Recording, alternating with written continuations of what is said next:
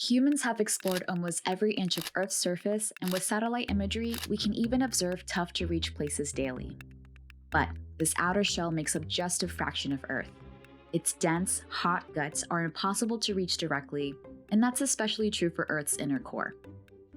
About the size of the planet Pluto, the inner core is made up of solid iron and helps power the magnetic field that protects life on Earth from harmful space radiation. But the inner core might not be as old as Earth itself. Analysis of titanomagnetite, a mineral that captures the strength of the surrounding magnetic fields when it crystallizes, showed that around 565 million years ago, Earth's magnetic field was drastically weaker, a mere 10% of its current strength. Over tens of millions of years, the magnetic dynamo strengthened to what we see today, likely from the formation of Earth's inner core. The inner core is a fairly recent discovery, geologically speaking, and scientists have been probing its secrets with various tools ever since. For centuries, people thought the Earth might be hollow or a burning, raging inferno. But by the early 20th century, researchers have settled on the idea of a layered planet made up of a thin crust, a thick viscous mantle, and a molten center. These layers were detected using seismic waves to X-ray Earth. After earthquakes or the explosion of bombs, two types of waves ripple through our planet. First come pressure, or P waves, followed by shear, or S waves. P waves can make their way through liquids and solids, but liquids stop S waves from spreading.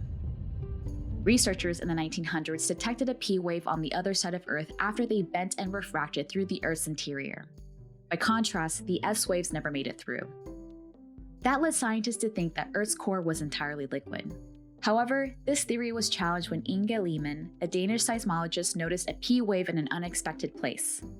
Lehmann concluded that it had to have bounced off of something dense, something solid, and the idea of Earth's center was born, a solid inner core suspended in a liquid outer core.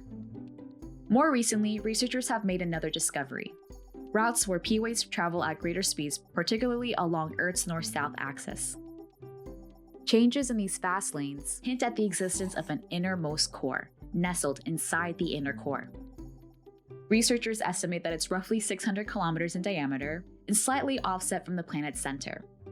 Yet many questions still remain about its composition and how it formed. Seismic waves of a different type have led researchers to believe that the inner core might spin at a different rate than Earth itself.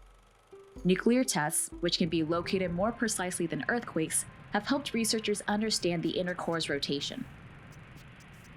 In 1971 and 1974, the Soviet Union detonated 2 atomic bombs underground in the Arctic. By comparing the waves that bounced off the inner core from these tests, researchers found that the inner core rotated slightly faster than the planet. But analysis of 2 earlier bomb-induced earthquakes in 1969 and 1971, this time set off by the US military under Alaska's Aleutian Islands, showed a different trend. The inner core rotated slower than the planet in this time period.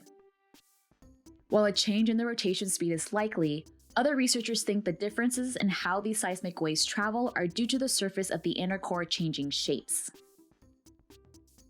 Beyond studying seismic waves, researchers are also attempting to recreate the inner core's extreme temperature and pressure inside the lab. Tests range from using shockwave experiments to pressing and heating iron between diamond anvils. These experiments hope to get a glimpse of the molecular structure of iron in the inner core, and one of these studies suggests that the solid inner core may actually be rather soft, like a smoothie. With these new tools in hand, scientists' understanding of the inner core is poised to explode, bringing a revelatory new look at the planet inside.